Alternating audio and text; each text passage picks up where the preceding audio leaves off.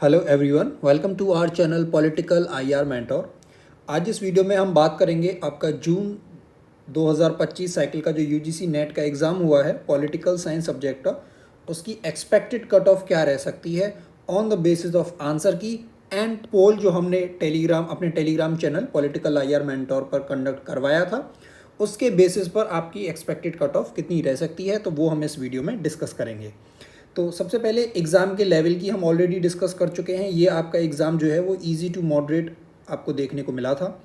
Then ये दिसंबर 2024 की cut off है जो कि अब तक की सबसे हाईएस्ट कट ऑफ थी। एंड इसमें जो यूआर कैटेगरी थी उसकी जीआरएफ के लिए 234 मार्क्स चाहिए थे, यानी 117 क्वेश्चंस। ठीक है, अब हम ऑलरेडी एक कट ऑफ पर हम वीडियो डिस्कस कर चुके हैं जो हमने जो मेमोरी बेस्ड क्वेश्चंस थे उनके बेसिस पर प्रिडिक्ट की थी। देन आपकी आंसर की आने के बाद हमने अपने टेलीग्राम चैनल पर जो एक पोल कंडक्ट कराया है, जो आप खुद भी जाके देख सकते हैं, तो उसके बेसिस पर आपकी कट ऑफ क्या रह सकती है वो हम बात करेंगे।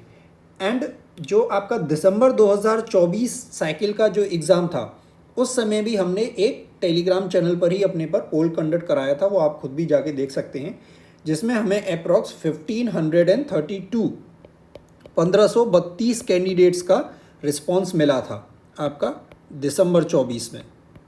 एंड इस बार जून 25 में जिस वक्त हम ये वीडियो बना रहे हैं उस समय का अगर डेटा लें, तो जिसमें से हम didn't appear and poll check इन स्टूडेंट्स को माइनस कर दें, तो हमारे पास जो डेटा है वो 1751 कैंडिडेट्स का डेटा हमारे पास मिला है। एंड वन मोर कंडीशन, इस कट ऑफ को जो हम प्रिडिक्ट करेंगे ये इस पोल के डेटा के बेस पर प्रिडिक्ट करेंगे। हो सकता है, मे बी चांसेस हैं, कुछ स्टूडेंट्स ने या कुछ कैंडिडेट्स ने इसको स्पैम करने की भी कोशिश की हो या आपने गलत डेटा इसमें मार्क कर दिया हो, बट मेनली जो स्टूडेंट्स ऐसा करते हैं वो जो हाईएस्ट स्कोर होता है, ज़्यादातर ऐसी टेंडेंसी है कि वो उसी पर टिक करते हैं, तो उस फैक्टर को भी हम कंसिडर करके चलेंगे। एंड हमारे पास दिसंबर 2024 का डेटा है पोल का, एंड हमारे पास दिसंबर 2024 की एक्चुअल कट ऑफ है। तो ये हम क्यों बात कर रहे हैं उस पोल की और इस पोल की, कि हम इसमें कंपेयर आप कर सकते हैं एग्जैक्ट कि कट ऑफ बढ़ेगी या घटेगी। तो अगर इस बार की बात करें तो आपका इस बार जो 100 माइनस स्कोर है वो 37.4% कैंडिडेट्स ने स्कोर किया है कि उनका स्कोर 100 से कम है। लेकिन जो लास्ट साइकिल थी उसमें आपके 51% ऐसे स्टूडेंट्स थे जिनका 100 से बिलो स्कोर था। ठीक है, 51%। देन 101 से लेके 110 तक अगर बात करें तो लास्ट टाइम 26% कैंडिडेट्स का स्कोर था as per the poll, and इस बार लास्ट टाइम 29% था, 29% के आसपास, और इस बार है वो आपका 26.6%। एंड 111 से 115 के बीच में लास्ट टाइम जो डेटा आपका 7.6% कैंडिडेट्स ने स्कोर किया था, इस बार वो हमारी पोल के अकॉर्डिंग 12.16% स्टूडेंट्स ने स्कोर किया है। एंड 116 से 120 के बीच में लास्ट पोल में जो सिर्फ 4.6% कैंडिडेट्स थे वो इस बार 12.4% के आसपास रहे हैं।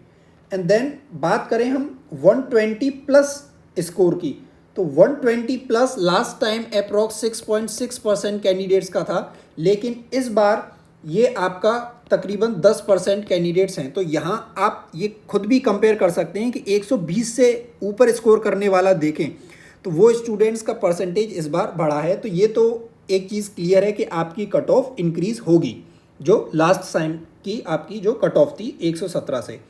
अब वो कितनी इंक्रीज़ हो सकती है वो हम डिस्कस करेंगे। एंड वन मोर थिंग, आप ये ध्यान रखें कि ये सिर्फ एक एक्सपेक्टेड कट ऑफ है, वी आर नॉट एनटीए कि हमने जो कह दिया वही कट ऑफ जाएगी। तो उस चीज़ को भी आप इससे बहुत ज़्यादा एक्साइटेड या डीमोटिवेट भी ना हो, ये सिर्फ एक बेसिक आइडिया है कि इस रेंज में कट ऑफ जा सकती है। अगर उससे रेंज से आपके बहुत ज़्यादा स्कोर हैं तो डेफिनेटली आपका हो जाएगा, एंड अगर बहुत ज़्यादा कम है तो आपको क्लियरली अपने माइंड में रखना चाहिए और दिसंबर साइकिल का जो नेट का एग्ज़ाम आ रहा है उसके लिए अपनी प्रिपरेशन स्टार्ट कर देनी चाहिए।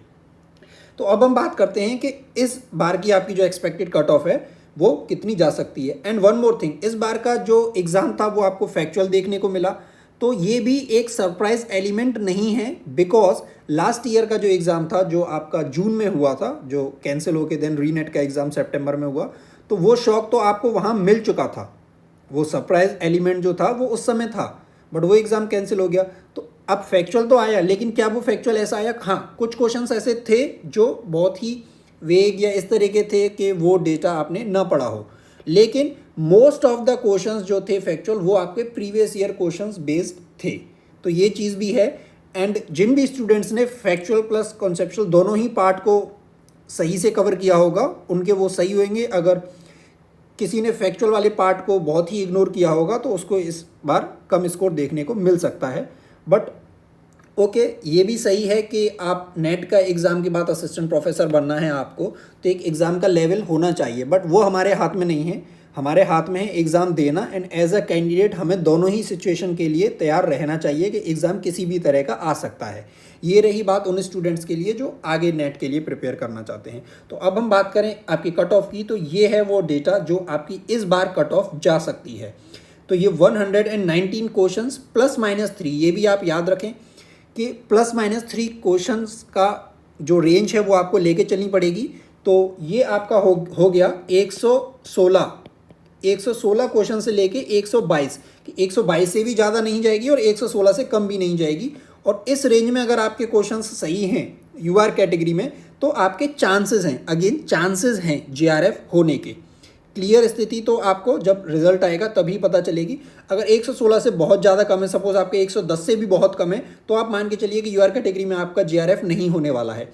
एंड नेट की बात करें तो 107 क्वेश्चन +-3, यानी 104 से लेके 110 क्वेश्चन अगर आपके सही हो रहे हैं यूआर कैटेगरी में, तो आपके नेट होने के चांसेस हैं।